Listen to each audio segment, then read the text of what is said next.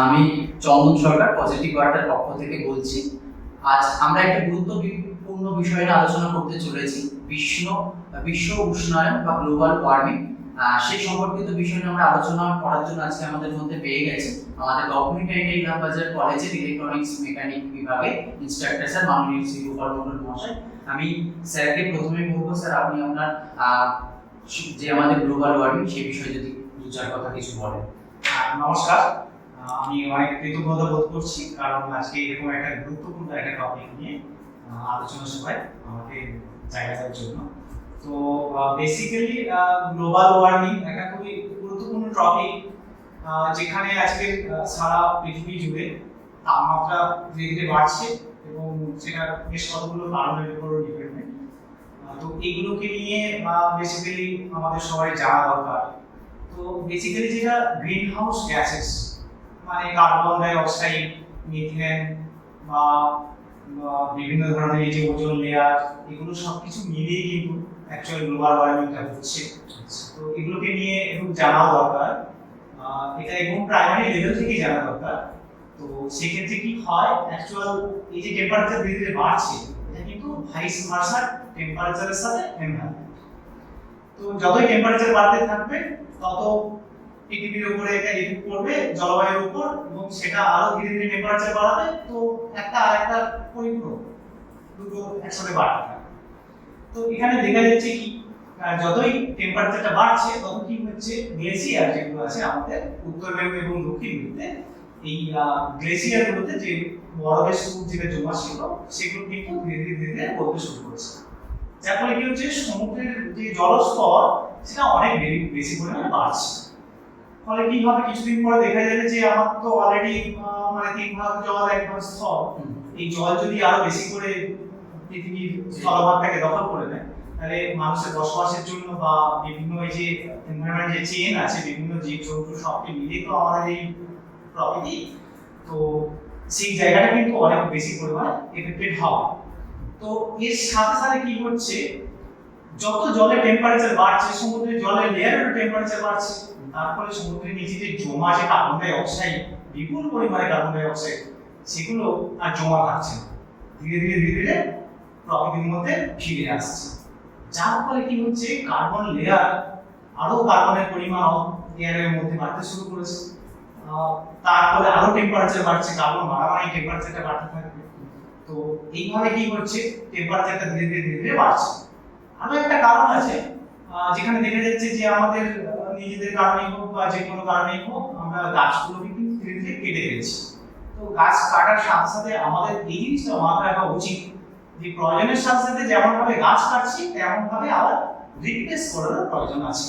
মানে একটা গাছ কাটলে ওই গাছটা যখন প্রতিদিনে বড় হবে বা যে পরিমাণ অক্সিজেনটা পাবো, সেটা গাছ যদি আমরা একটা বড় গাছ কাটা আর তার জায়গায় যদি আমরা 3টে মিনিমাম রিপ্লেসমেন্ট করতে পারি, তাহলে হয়তো এই অক্সিজেনের পরিমাণটা আমরা ধীরে ধীরে বাড়াতে পারবো। আরো একটা ম্যাটার আছে, যেটা দেখা যাচ্ছে যে এখন এতটাই টেম্পারেচার বেশি, গ্রীষ্মের সময় যেটা আগে যেগুলো মানে যে টেম্পারেচার সব থেকে হাইস্ট টেম্পারেচারের জায়গা ছিল, সেই জায়গাটা দেখা যাচ্ছে এখন আমরাই নর্মাল জায়গাতে এসে দেখছি যে নর্মাল টেম্পারেচার এসে দাঁড়াচ্ছে 45 থেকে প্রায় 50 এর কাছাকাছি এসে পৌঁছে যাচ্ছে।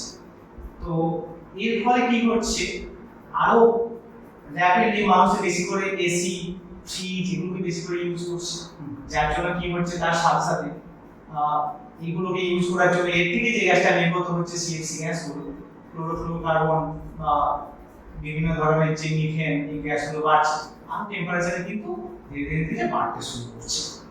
তো এইগুলোর পিছনে আমাদের সবাইকে একটু নজর দেওয়া উচিত, যাতে করে টেম্পারেচারটা কমানো যায়। তো তার সাথে সাথে যে আমাদের টেকনিক্যালি ডেভেলপমেন্ট হচ্ছে পুরো বিশ্ব জুড়ে, বিভিন্ন দেশ তারা আজকে মহাকাশ পর্যন্ত গিয়ে পৌঁছে গেছে। তো সেখানে দেখা যাচ্ছে ওজোন লেয়ার কিন্তু কিছুভাবে ক্ষতিগ্রস্ত হচ্ছে।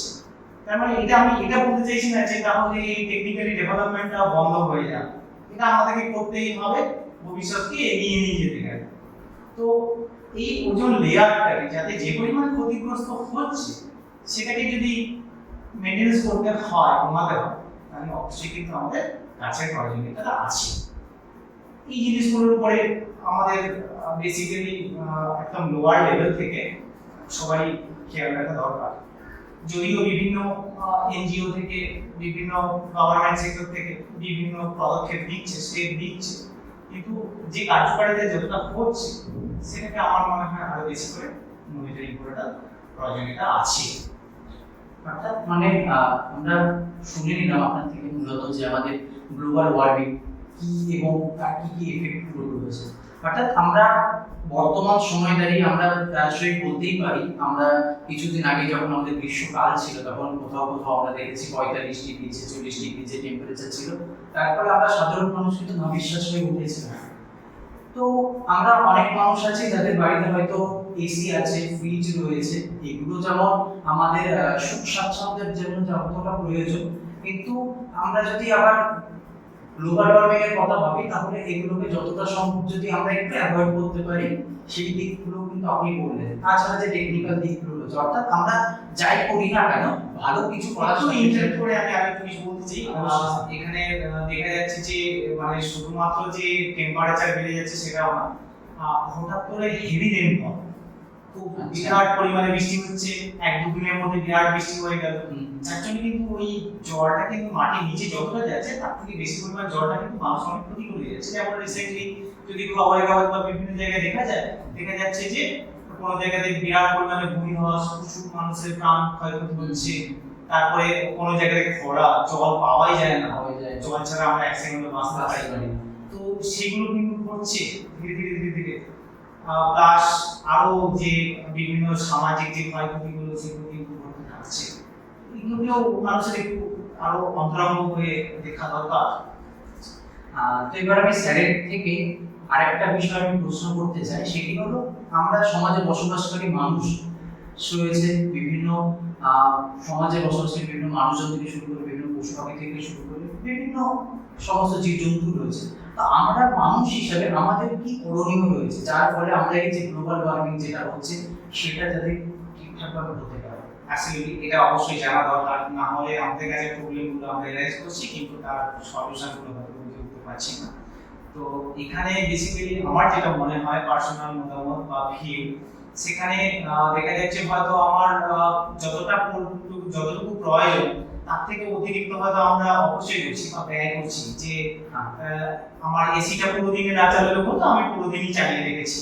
টেম্পারেচার হয়তো এসি চালিয়ে দিয়ে অনেক মানুষ কি করছে, হয়তো একটা কিছু গায়ে মোটা কিছু জিনিস গায়ে দিয়ে এসির মধ্যে বসে রয়েছে। এখান থেকে যদি আমরা এসিটাকে যদি একটা নির্দিষ্ট পরিমাণে ব্যবহার করতে পারি, তাহলে সেক্ষেত্রে একটা এসি থেকে আমরা যে সিএফসি গ্যাসটা পাচ্ছি সেটাকে কিছুটা পরিমাণ কমিয়ে নিতে পারি।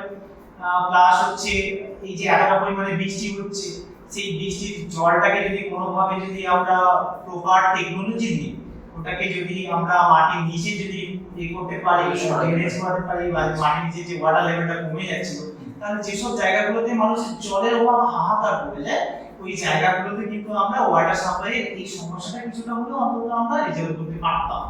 এটা 2 নম্বর তো কারণ গেলই। তাছাড়া আরো একটা মেটার, যে একটা নরমাল টেম্পারেচার ধরে নিন হয়তো গ্রীষ্মের শুরুটা, সেই শুরুতেই দেখা যাচ্ছে আমরা তখন থেকে এসি করছি। তো এসিটা না করে যদি বাড়ির কাছাকাছি কোনো যদি বৃক্ষরোপণ করা যায়, যে আমি বাড়ি রয়েছে, আমার একটা জায়গায় ইউটিলাইজ হচ্ছে না, পড়ে রয়েছে, ওখানে আমি একটা গাছ লাগাচ্ছি, তাহলে সেই ক্ষেত্রেও আমরা কিন্তু এই গাছের যে ছায়াটা পাবো সেখান থেকেও আমরা কিছুটা ঠান্ডা অ্যারেঞ্জমেন্ট করাতে পারি। তো এই দিকগুলোতেও একটু মানুষকে ভাবতে হবে। বা ধরুন কারো বাড়িতে একটা ফ্রিজের প্রয়োজনীয়তা নেই, যে কাছাকাছি মার্কেট আছে বা কিছু আছে, সেগুলো থেকে আমরা কিন্তু ডেইলি বেসিসে কিছু পারচেজ করতে পারি, ওই ফ্রিজটাকে ইউটিলাইজ না করে ওই সেক্টরে। হ্যাঁ, সেটা চাইলেই হয়তো করে নেওয়া যায়। বা হয়তো একটু কষ্ট করতে হতো যে আজকে রান্নাটা করে নিয়ে যাবে, আমি ফ্রিজে স্টক করতে চাইছি না, ফ্রিজটা অফ রেখেছি। এছাড়া টেকনিক্যালি আরো অনেক কিছু জিনিস এসে গেছে যাতে পাওয়ারটা কিন্তু আর্নিং কম করবে সেই জায়গাগুলোতে। আর এখানে আর একটা কথা বলে রাখি, এই যে আমাদের যেগুলো ভীষণ পরিমাণে যে মাটির খনিজগুলোকে আমরা ব্যবহার করে ফেলছি, মাটি থেকে নিচে তুলে দিই, এগুলো পোড়ানোর জন্য কিন্তু প্রচুর পরিমাণে কার্বন ডাই অক্সাইড কিন্তু আমাদের এনভায়রনমেন্টের মধ্যে মিশছে। তো এটার জায়গায় যদি আমরা কোনো ইলেকট্রনিক্স ডিপার্টমেন্টে যেগুলো আছে, সোলার সেল, অচেতন শক্তি বা এই যে উইন্ড ফ্লো করছে সেটার থেকে যদি টারবাইন ইউজ করে ইলেকট্রিসিটিটাকে যদি ইউটিলাইজ করতে পারি, তাহলে এই যে খনিজ মানে যেগুলোর মধ্যে মিথেন বা কার্বন ডাই অক্সাইড প্রচুর পরিমাণে বেরিয়ে আসছে, এই সেক্টরগুলো